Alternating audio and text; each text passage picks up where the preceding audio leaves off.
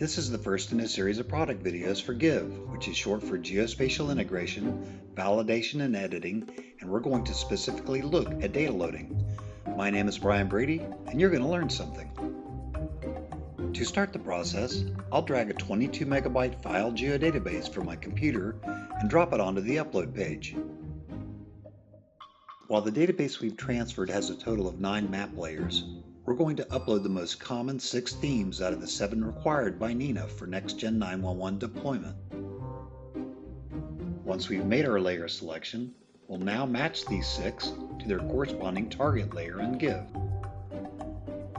When setting up layer mapping, we can utilize the data preview window at the bottom as a means to sample the first few rows of incoming data.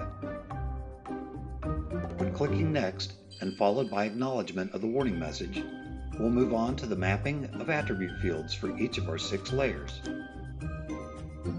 I'll note here that GIVE will set the field mapping when the source and the target field names are the same. And in addition, GIVE retains all field mapping that was set in the previous upload session. Now let's start the load in QC. Optionally grab a cup of coffee or jump in and check out and make a few edits.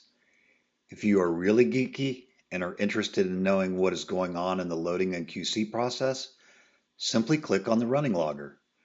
Now the logger indicator stops and the load and QC time is about 8 minutes according to the log. That's all there is to it. So let's check out the layers that we've loaded. Notice the different icons next to the names.